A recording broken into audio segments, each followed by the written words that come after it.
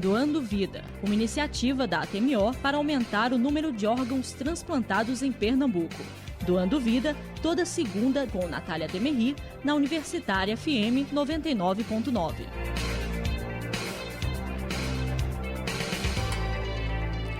Uma ótima tarde para você que sintoniza 99.9. Estamos começando mais um Doando Vida, ao vivo aqui na Universitária FM. São 2h03. E você já sabe, né? Toda segunda-feira, a partir desse horário, a gente se encontra aqui na nossa rádio pública para conversar sobre doação de órgãos e tecidos com foco em medula óssea.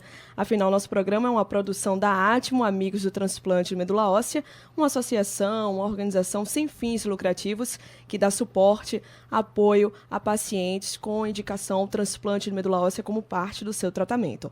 Então, você já sabe, das 2 às 3 da tarde, toda segunda-feira aqui na Universitária FM, e você também pode acessar, conhecer mais o trabalho da Atmo, saber informações das mais diversas e sobre pacientes, sobre saúde pública, todo esse universo, acessando o site da Atmo, www.atmo.org.br, e também pelo Facebook, facebook.com/atmomedula. A gente fala Atmo, mas eu digo ATMO para você acertar, saber aí, procurar na internet, não ter erro e conhecer o trabalho dessa associação. facebook.com/atmomedula ou www.atmo.org.br. Mais um encontro aqui na Universitária, no estúdio Liliane Peritori, da Atmo. Liliane, boa tarde, tudo bem? Boa tarde, é um prazer estar toda segunda-feira aqui, né, fazendo o nosso programa. A gente espera que hoje nós tenhamos um desenrolar bem favorável com as visitas, né, que nós estamos aqui no estúdio, e que a gente possa informar sempre aos nossos ouvintes aquilo que se passa. A Atmo hoje está de parabéns, Natália. Diga lá, conta pra gente. Nós conseguimos, né, junto ao Conselho Estadual de Saúde, fazer parte da mesa diretora. Então, a Atmo agora está com 2 representações no Conselho Estadual de Saúde, a fim de que nós possamos ajudar a saúde pública do Estado, a saúde pública dos pacientes portadores de doenças oncohematológicas e a saúde pública de todo paciente de qualquer patologia, né? Então, isso foi uma vitória muito grande. Nós antigamente éramos suplentes, agora nós somos suplentes e participantes da mesa diretora. Maravilha. A gente começa então o programa com uma ótima notícia que a gente pode abordar e aprofundar aqui depois no Doando Vida com calma. Né? Nós vamos depois chamar os nossos 2 representantes, que irá representar a Atmo para uma entrevista, né? Para ver quais são aquilo que a gente precisa, aquilo que nós desejamos para a saúde pública do Estado, como estão os atendimentos dos nossos pacientes, e essa visão bem direcionada através do Conselho Estadual de Saúde.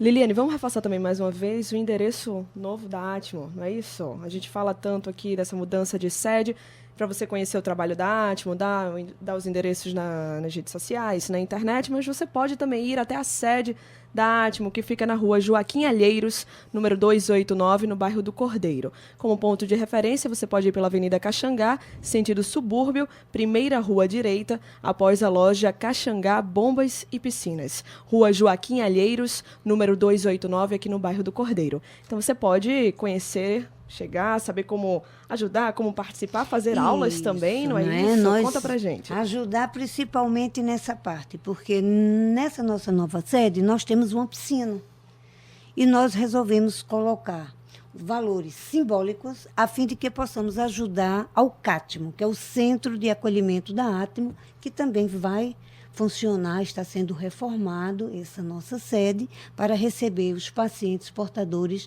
de doenças oncohematológicas que vieram para Recife fazer transplante. Então, nós já estamos com 3 turmas, isso foi muito bom, porque foi, vamos dizer assim, uma nova fonte de renda para a Atmo, e o preço que nós estamos cobrando não existe, R$50 por mês.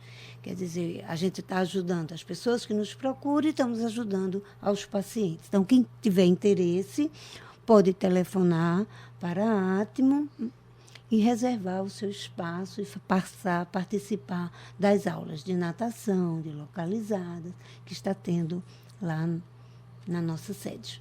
Você pode ligar para o 3104-6250, 3104-6250 e também para o celular 8699-9510, 8699-9510. Estamos no ar com Doando Vida, o nosso programa educativo sobre doação de órgãos e tecidos, com foco em medula óssea, uma produção da Atmo, em parceria com a Universitária FM. São 2h08.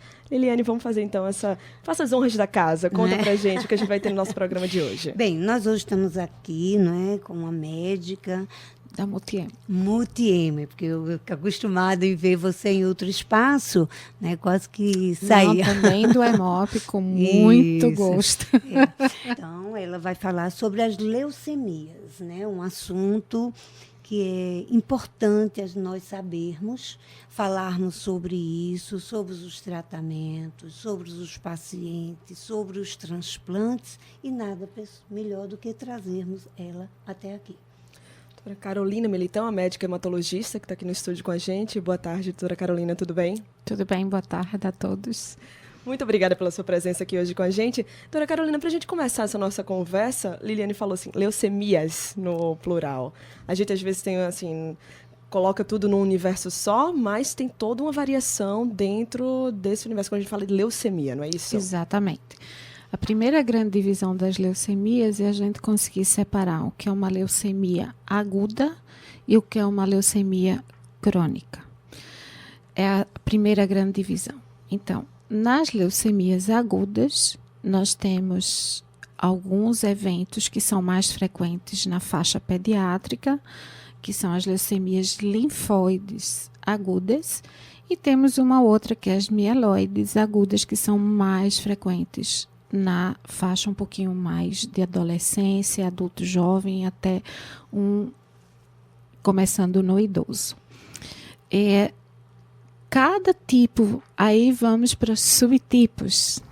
Aí, cada subtipo de leucemia, ele precisa ser identificado porque existem tratamentos completamente diferenciados que não se pode dizer simplesmente é uma leucemia aguda. Então, existem inúmeros exames até chegar a um diagnóstico correto para que a gente possa fazer o planejamento e o tratamento do doente, porque tem que se ver não só o que vai ser feito no primeiro ciclo, como a gente vai pensar naquilo que daqui a um ano a gente possa vir a ter que fazer. Então, é fundamental a gente dar esse diagnóstico.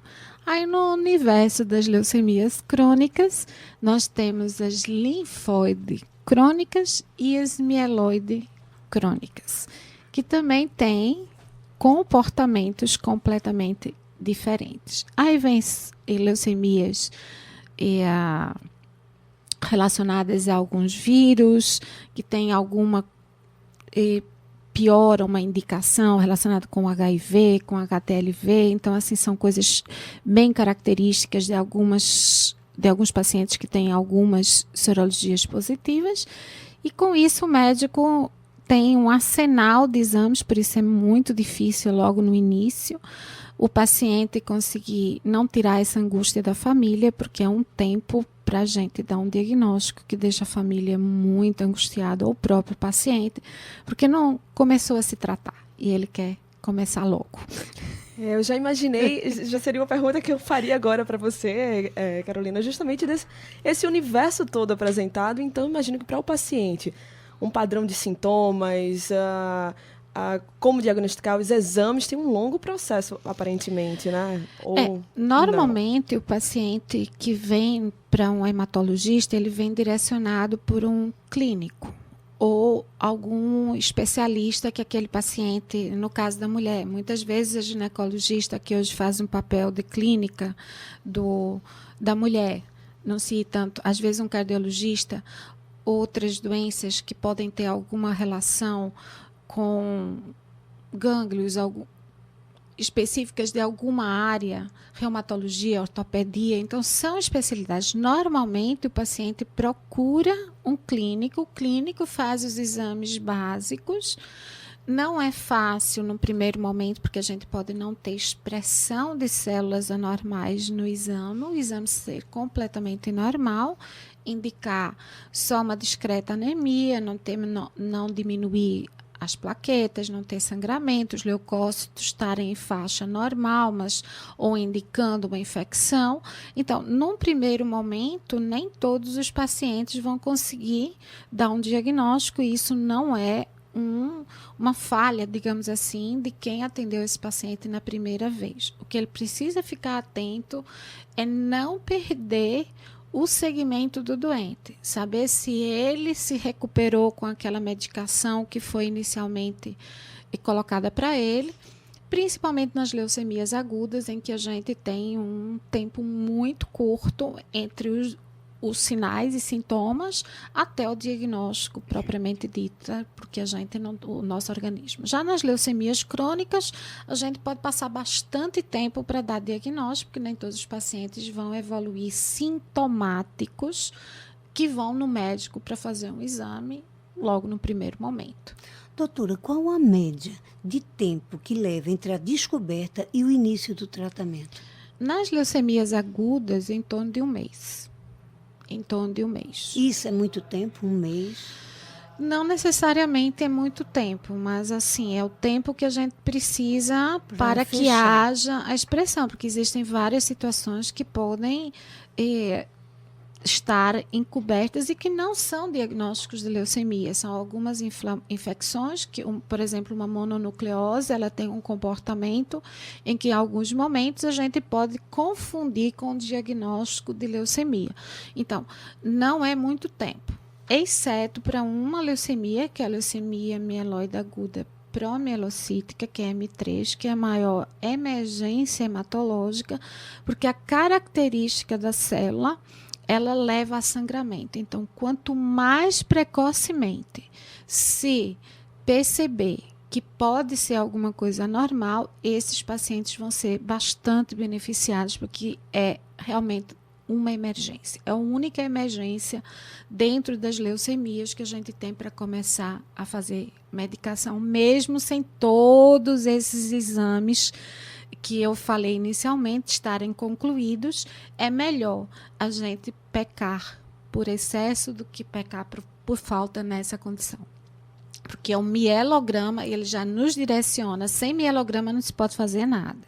Que é aquele exame onde a gente vai fazer a avaliação de como é que está sendo a produção do sangue. O que é que está havendo no local onde o nosso tecido líquido, que é o sangue, está sendo produzido. Sem falar, né, doutora, que muitas vezes o paciente até nem aceita bem. Ele fica em suspense, ele diz, não, isso não aconteceu comigo, isso é erro, eu vou amanhã, eu vou depois, eu vou fazer o exame depois.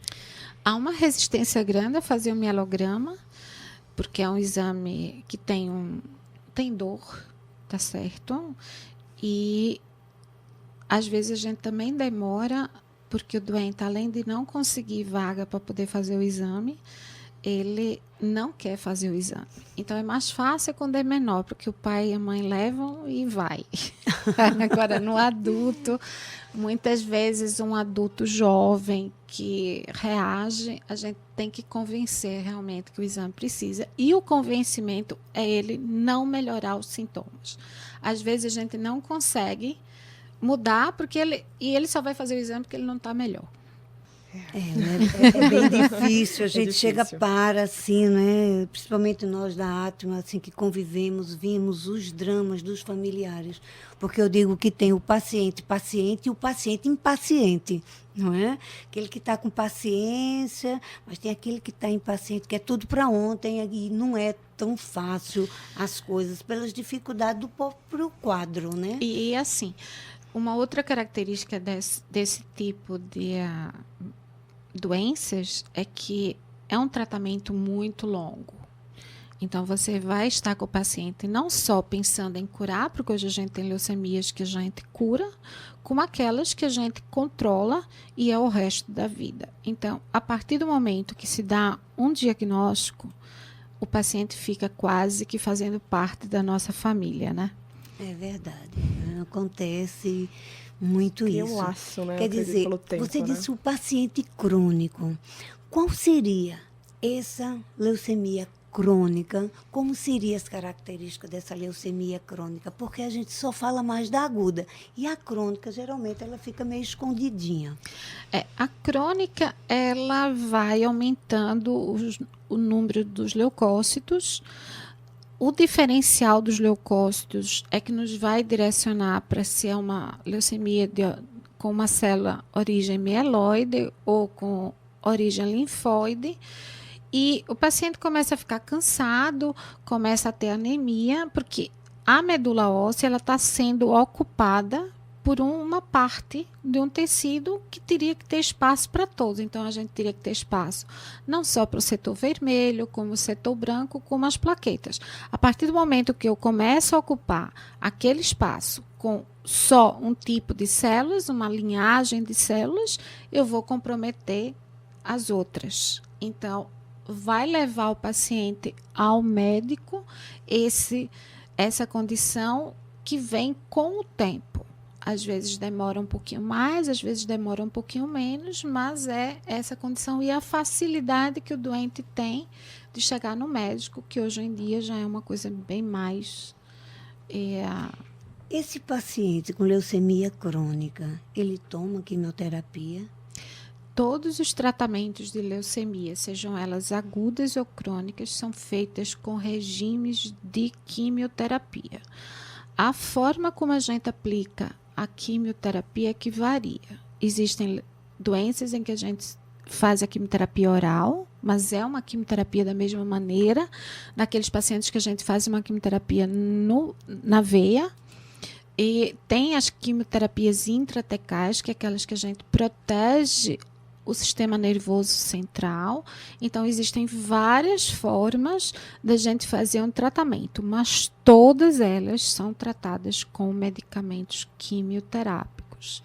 As leucemias agudas, quase todas as formas, o paciente tem que ser internado, porque não tem como se fazer um tratamento que são infusões de 24 horas de medicamento, tem muita mudança de medicamentos, a gente poder fazer isso ambulatorial. E as leucemias crônicas, a maioria das vezes a gente não interna o paciente e ele fica se tratando de forma ambulatorial. Doutora, a gente está vendo já as distinções, na verdade, a gente precisa esclarecer o público. Quer dizer, o paciente que necessita de uma quimioterapia oral, ela tem tempo de terminar ou ela é contínua? Depende. Se for uma leucemia linfóide crônica, ela tem um tempo para terminar. Se for uma leucemia mieloide crônica, até o momento, não existe condições da gente poder parar a medicação. E sim, trocar os medicamentos. A gente faz a medicação, faz controles que, dependendo da fase, quando o paciente estabiliza, são feitos a cada 3 meses, alguns exames específicos a cada 6 meses, e nós avaliamos como é que está a condição de resposta.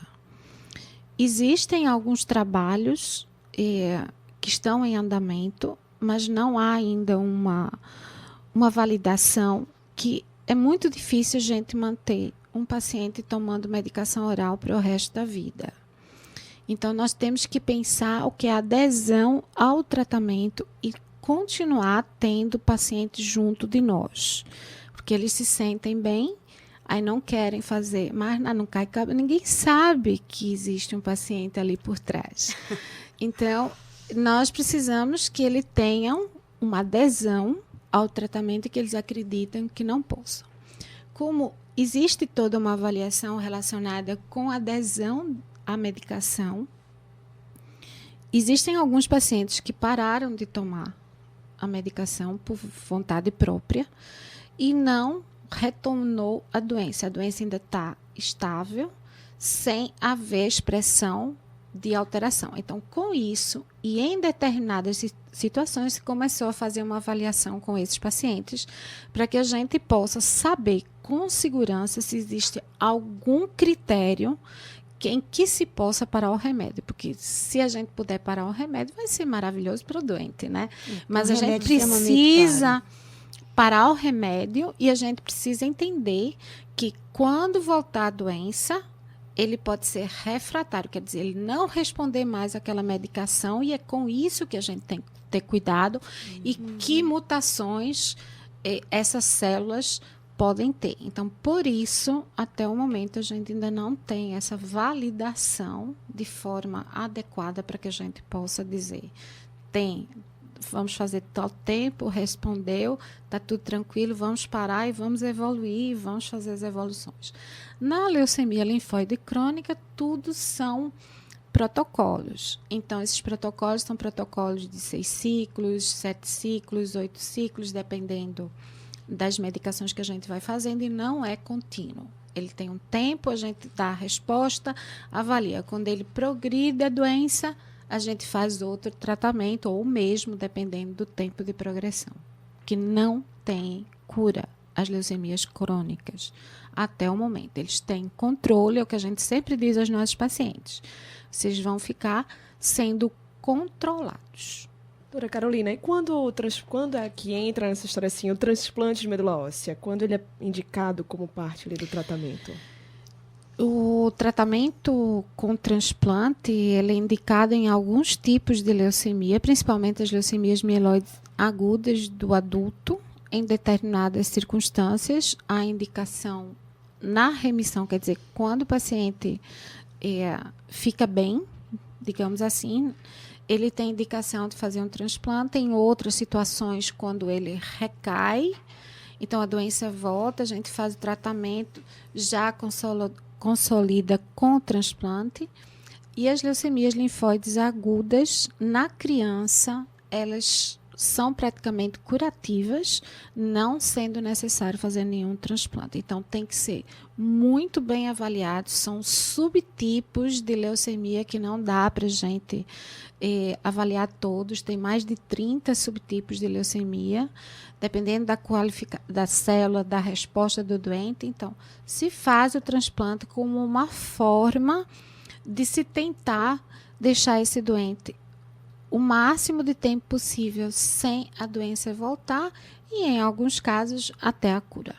A gente fala muito aqui, a gente não costuma apontar o transplante como cura, tem que ter esse cuidado, não é isso, Liliane, também? Isso, né? A gente vê às vezes pacientes que a doença faz o transplante e realmente a doença não volta, né? Não há uma reincidiva, mas a gente vê pacientes que fazem o transplante que depois está aqui nos procurando, né?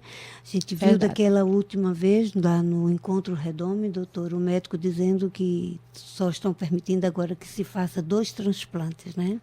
Em caso de reincidiva, buscar mais um transplante. O terceiro, eles já não estão mais...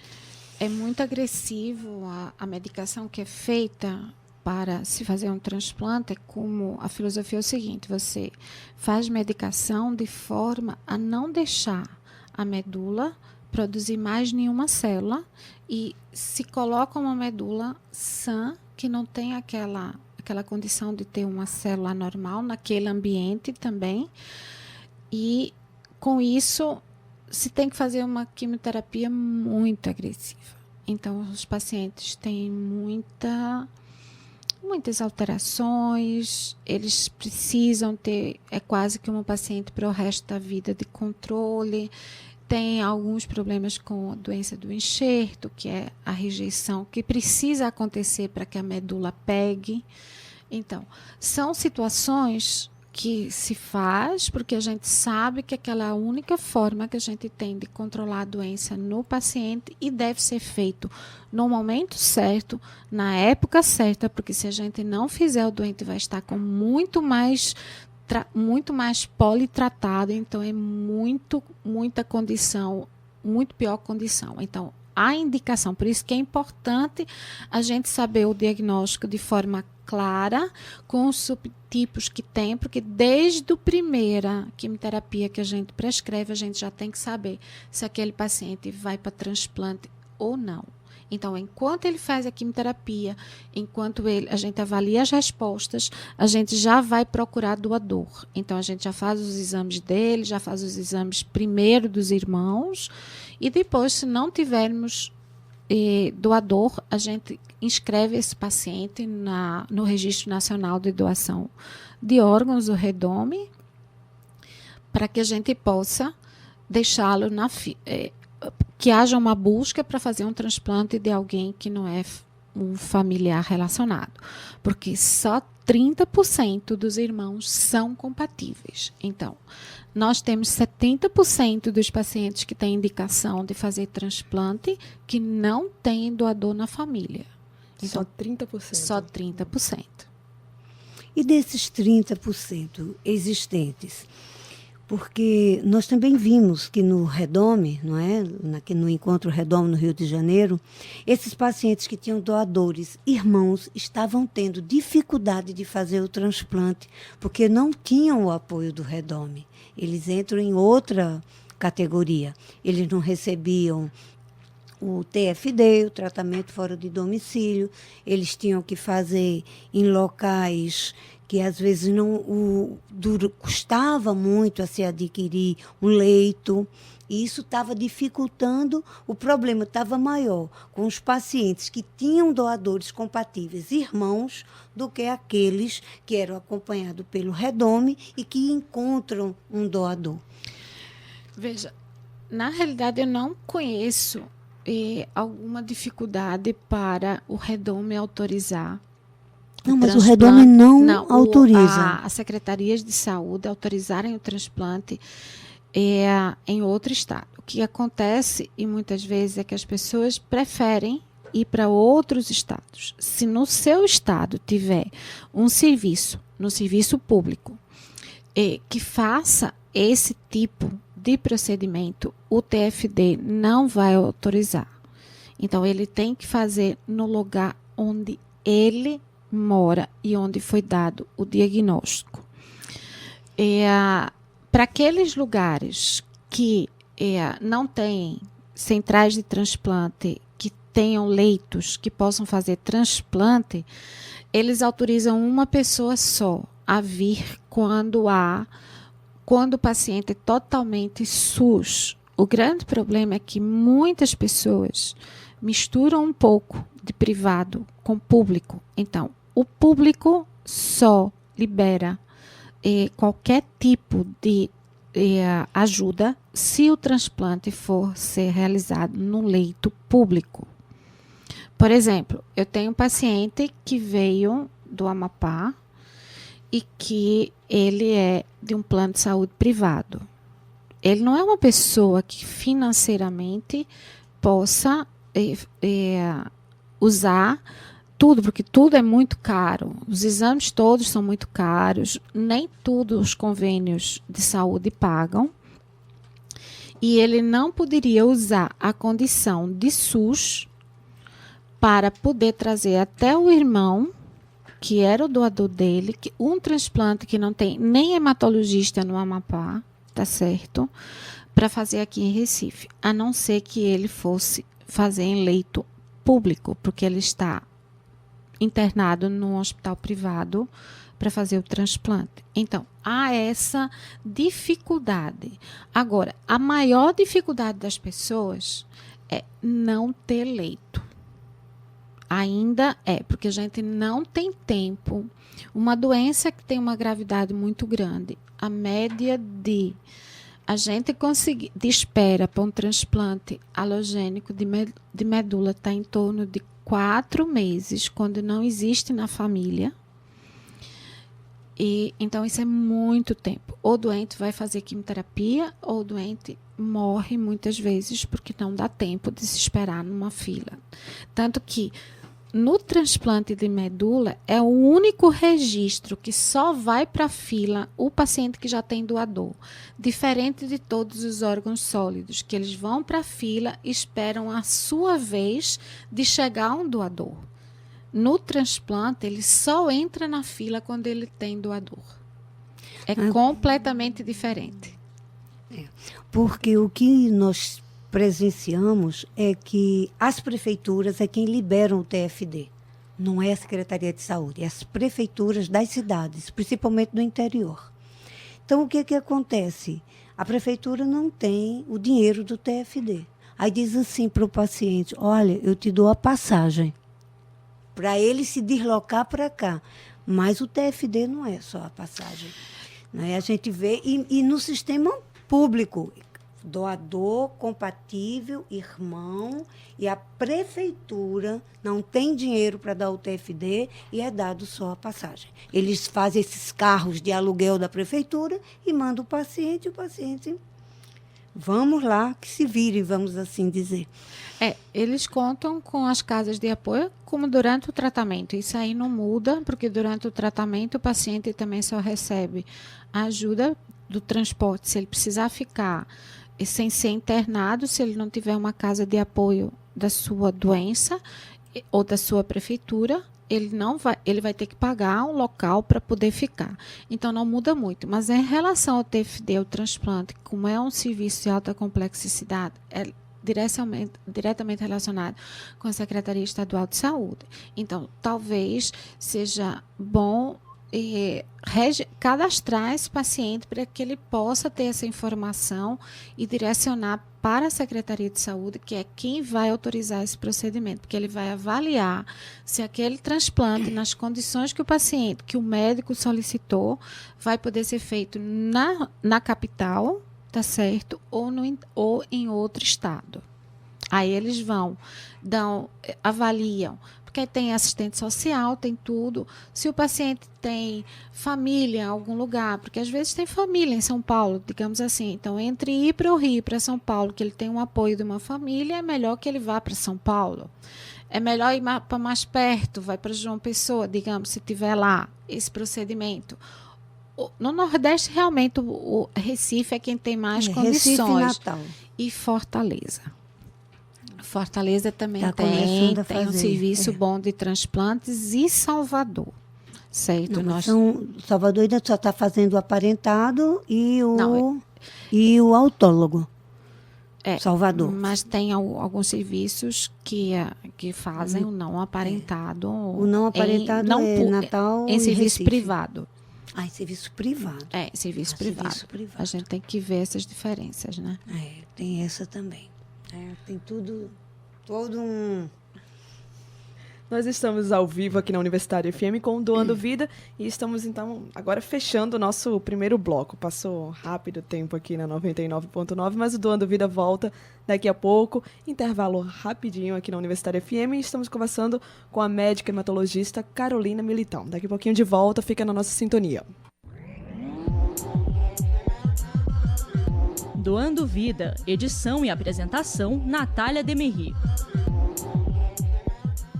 Estamos de volta com o Doando Vida aqui na Universitária FM. Toda segunda-feira nós temos um encontro marcado das 2 às 3 da tarde para que a gente possa falar sobre transplante de medula óssea e, na verdade, sobre doação de órgãos e tecidos como um todo.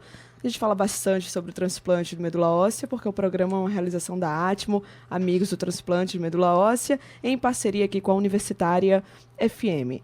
A gente tem outros informes da ATMO para passar, mas o estúdio hoje está cheio, hoje tem muita pergunta, muita conversa ainda pela frente. No primeiro bloco, você conferiu a nossa conversa com a médica hematologista Carolina Militão, que continua com a gente aqui nesse segundo bloco. E agora, também no estúdio com a gente, o Leonardo Ramos. Leonardo, tudo bem? Boa tarde. Tudo bem, Natália. Seja bem-vindo. Muito obrigada pela sua participação aqui com a gente. Muito obrigado, prazer é todo meu. Com a nossa amiga Liliane aqui, com a doutora Carolina, conhecida de longas datas. Falando em longas datas, Leonardo, eu já tenho informação sua, a gente já conversou um pouquinho rapidamente sobre isso, mas você já faz o tratamento há 15 anos, não é isso? Certo. Conta um pouco, então, do teu diagnóstico e desse tempo, né, já de tratamento, esse longo tempo de tratamento. Tua vida. Tua vida. Nesses 15 anos, o que te aconteceu? Essa foi muito boa. Eu acho que o tempo seria pouco, né? Seria pouco, né? É verdade. Mas bom, ouvindo aqui, doutora Carolina, me passou um pouco, né, o filminho desses 15 anos. Natália, me lembro bem, né, a época quando tive o diagnóstico, foi em outubro de 2001, e fiz todo esse passo a passo aí, né? Graças a Deus eu tive um diagnóstico precoce, né? Tomamos os encaminhamentos necessários à época com a doutora Patrícia Markmann, que é minha oncohematologista, que até hoje, né, me acompanha. E à época eu tive a oportunidade, né, de ser um dos pioneiros aqui, um dos primeiros, vamos dizer assim, né, falando correto, de experimentar uma droga à época inovadora, né, que é o Glivec, que a doutora Carolina depois pode inclusive, né, detalhar melhor a evolução dessa droga. E com a graça de Deus eu tomo ela, né, até hoje, já faz 14 anos, é uma droga ainda, né, que não teve a patente, eu não sei. Oral, né, é um quimioterápico, né, oral. Mas com a graça de Deus a gente teve uma remissão, né, absoluta, molecular. E a gente hoje, né, há mais de 10 anos eu tive a oportunidade, né, de ser um dos fundadores, né, da Atmon, e retornando agora recentemente, né, na função de diretor, para que possa colaborar, né, com essa causa tão nobre. Leonardo, e você falou do uso já do Glivec 14 anos no caso, não é isso? Como é o teu dia a dia? Tem alguma mudança, tem algum efeito colateral? Tem algo desse tipo que você possa passar pra gente? Bom, E que a doutora Carolina depois pode complementar. Eu tive a oportunidade nesse, né, como eu falei no início, de não ter tomado nenhuma outra droga, né, antes, efetivamente, do Glivec.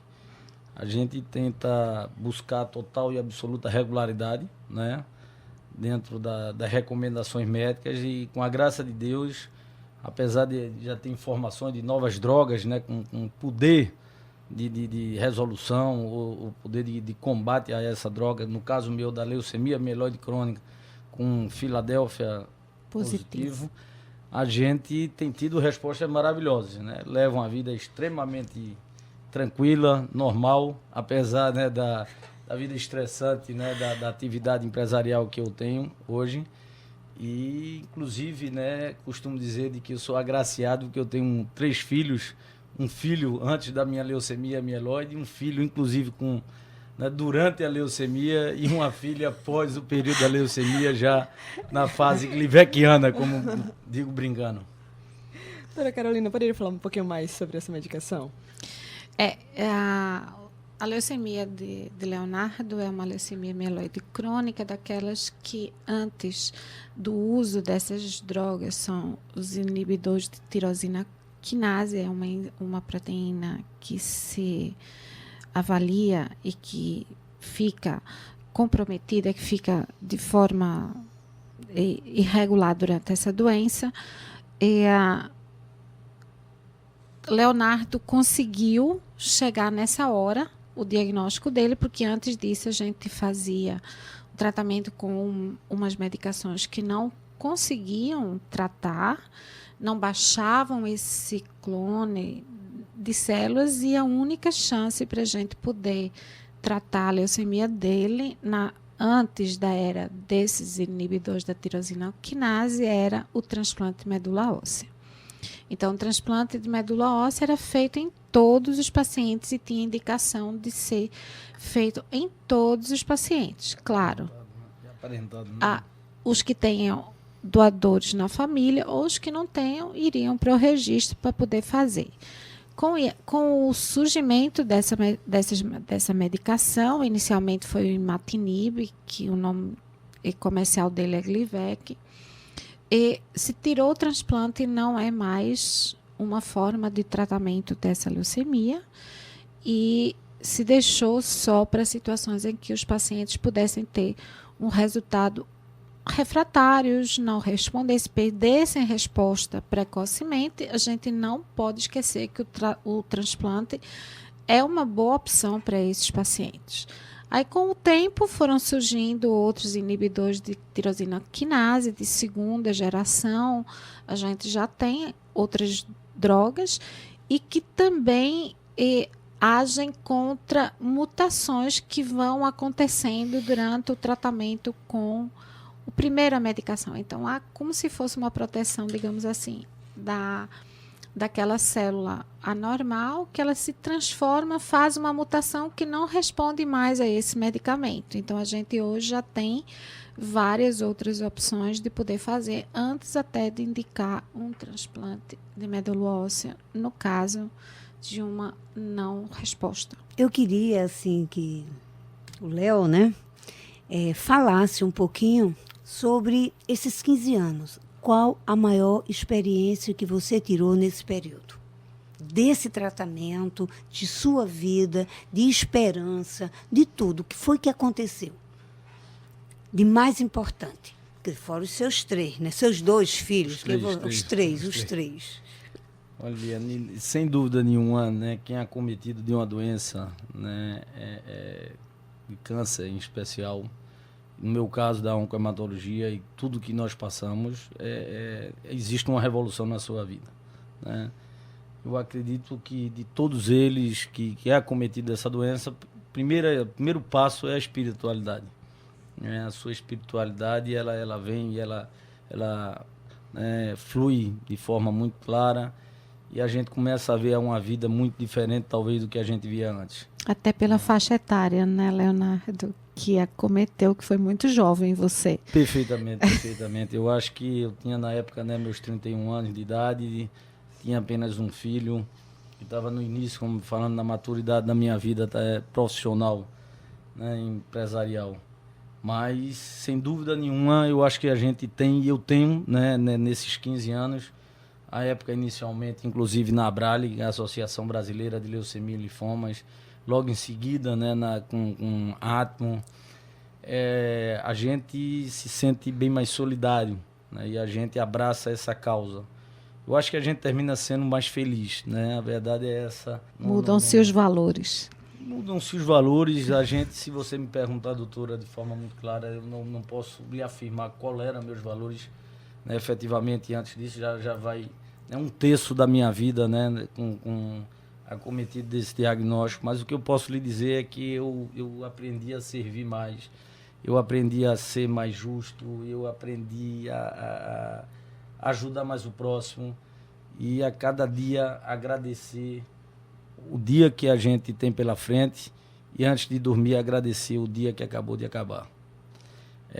Nós evoluímos, eu acredito, de forma absoluta, né, do ponto de vista em sua totalidade, né? Eu tenho, inclusive, informado, né, nas reuniões que meu pouco tempo, né, que eu tenho tido na nossa reunião da ATMO, de poder participar mais, de poder ajudar mais o próximo, porque eu sei o que hoje é ser acometido, ou um familiar, ou a gente mesmo, tá certo, de uma doença, né, de tão gravidade.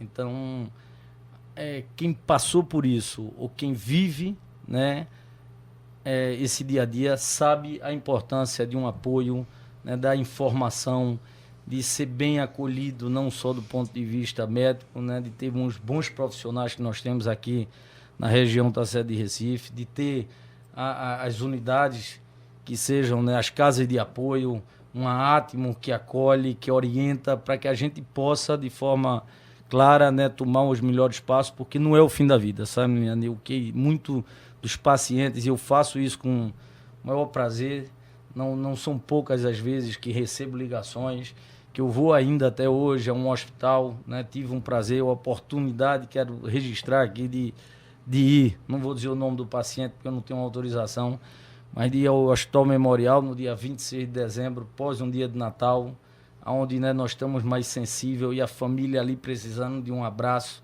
precisando de um pouco de ajuda, e no meu caso eu acho que um pouco de conselho. Eu me sinto extremamente gratificado de todas essas ações, que é mesmo que pequenininha, mas que faz a diferença na vida das pessoas. Então, Leonardo, só fazendo uma pergunta aqui, você se lembra que está doente quando? Muito quando a senhora, boa, doutora. Quando a senhora diz isso agora. Quer dizer, você faz atividade física, você come de tudo, você tem uma vida plenamente normal. Eu tenho uma vida absolutamente normal, né, Liliane? Doutora, eu me lembro todo dia, até porque eu sou, né, muito, vamos dizer assim, disciplinado na questão, do meu medicamento, né? Então eu tomo todo dia, sabe, Natália, o meu Clivex e o meu comprimido, né, junto, né, no horário da refeição. Então todo dia eu me lembro que eu sou paciente. Mas eu costumo dizer de que a todos que nesses 15 anos eu tenho conversado de forma muito, muito sincera com um paciente, ou às vezes me considerando, né, um ex-doente, né? Porque a doença, ela às vezes está muito na cabeça. Eu costumo dizer de que a doença, principalmente, né, a oncohematológica, ela tem um peso muito grande da forma como você enfrenta essa doença.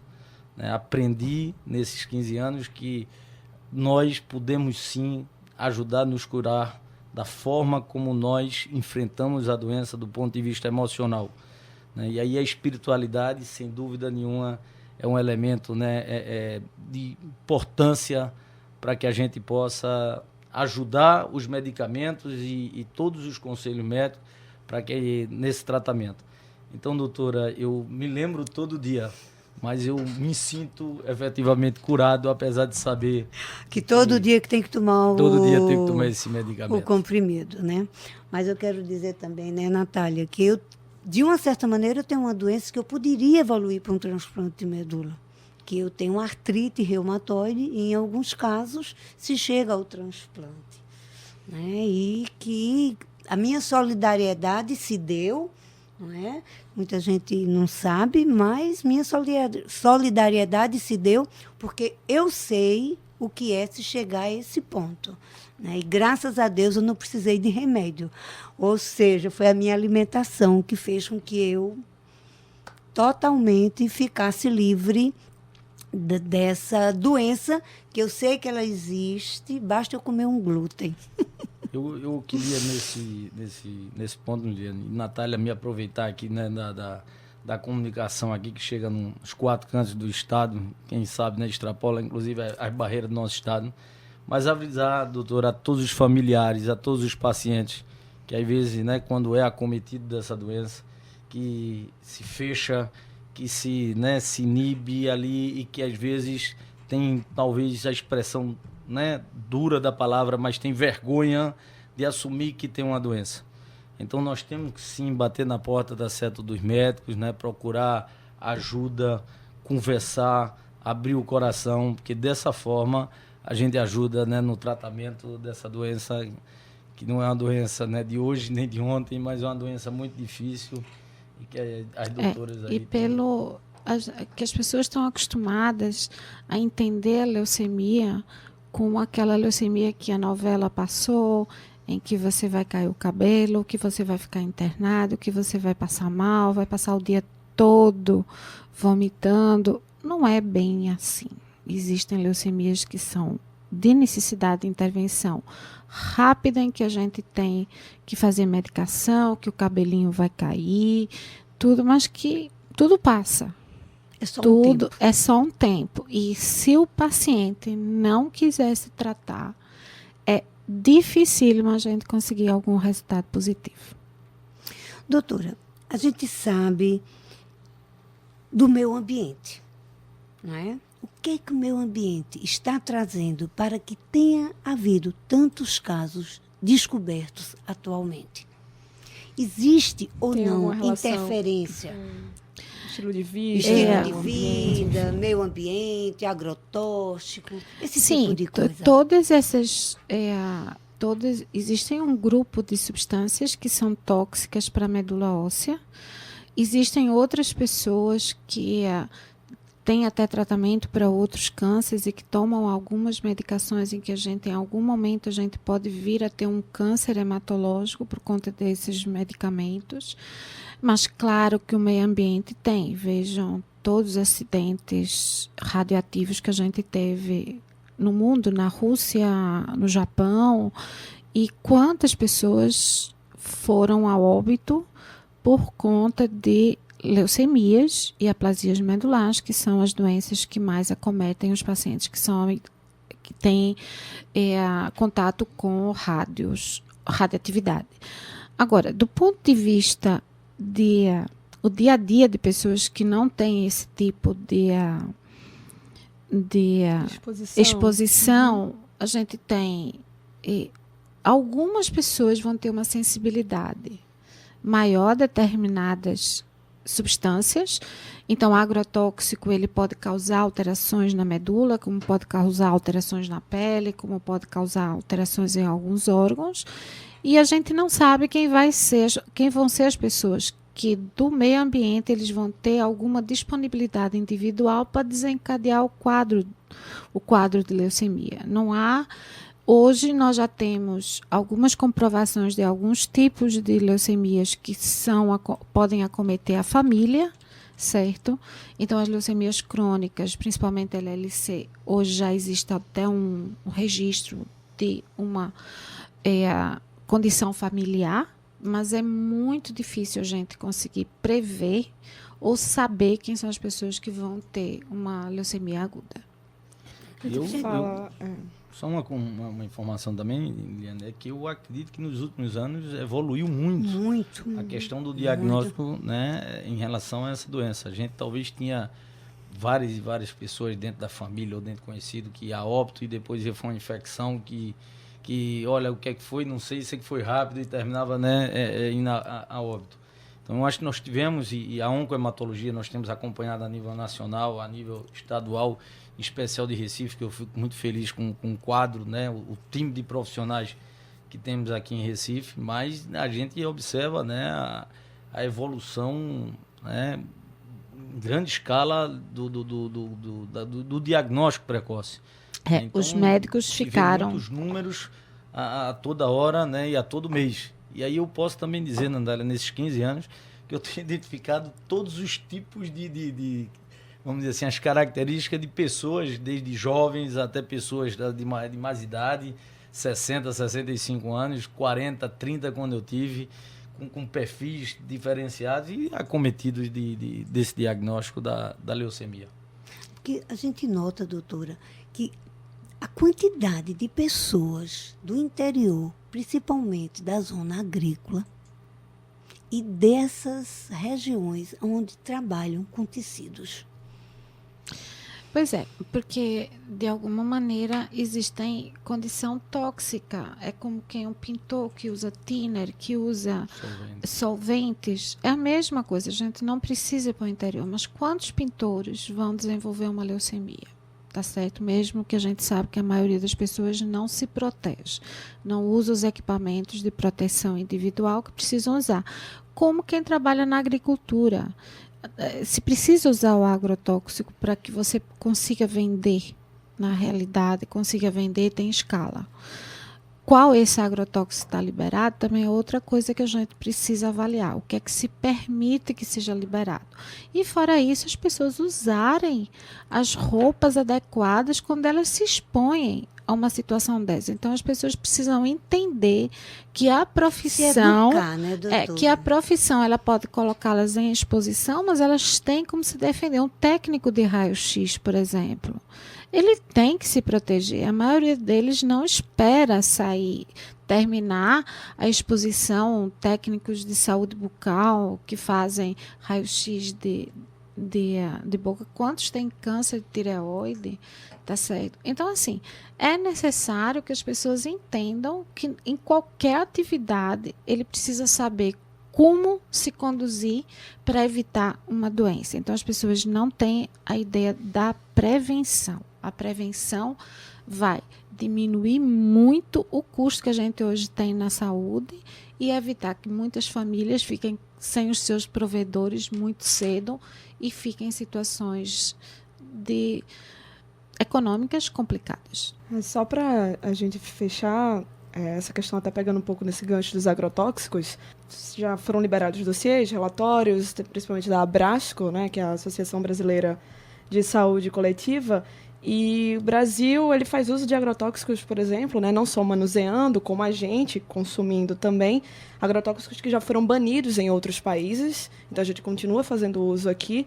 E antes a gente tinha um dado de 5 litros, mais ou menos, por habitante no Brasil. Cada habitante consome, mesmo que diretamente ou indiretamente. Que agora a gente já está em 7 litros. Então, questão de política aí pública. A gente é o campeão em uso, por exemplo, de venenos agrícolas. Precisamos ser mais proativos e exigir um pouco mais aquilo que a gente tem direitos. Exatamente. E divulgar, né, como a gente pode tirar dos alimentos esses agrotóxicos. Né? Agora eu vou dizer a vocês uma maneira simples. 1 litro de água, 5 ml de iodo a 2%, você bota 40 minutos, você elimina toda a toxicidade desses alimentos. Isso não é divulgado, não é. Informação importante. Na verdade, a gente... São 3 horas e, infelizmente, a gente vai começar outro... Seria um outro assunto já que poderia ser extremamente, né, destrinchado aqui no programa.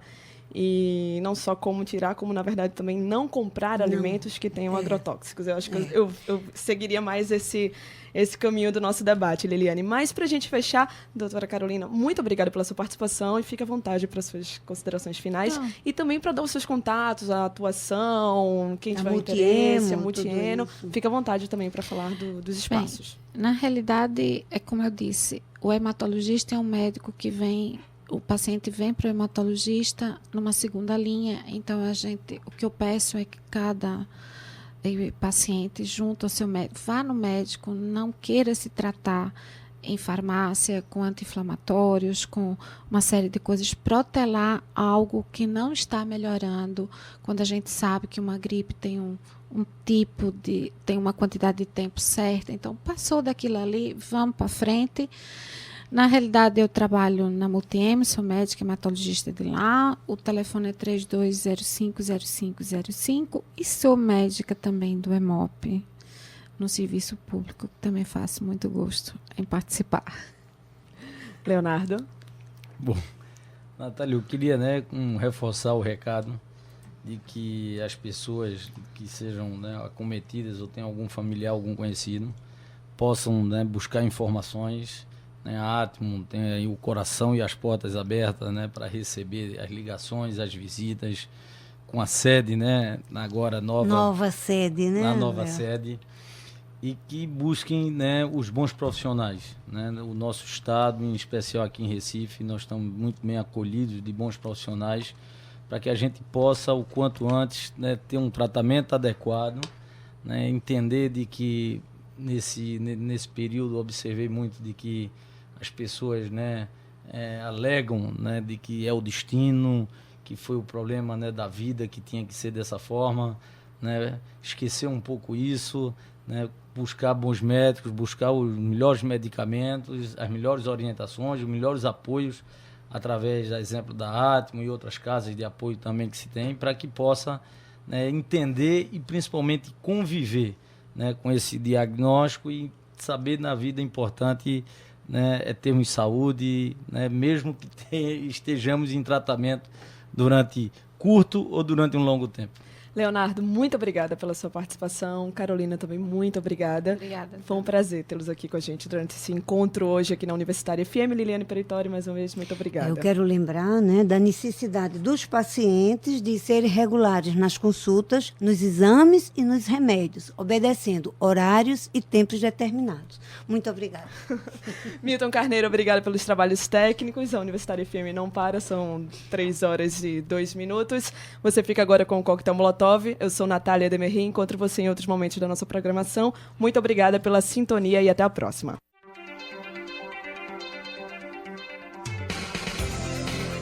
Doando Vida, uma iniciativa da ATMO para aumentar o número de órgãos transplantados em Pernambuco. Doando Vida, toda segunda com Natália Demerri, na Universitária FM 99.9.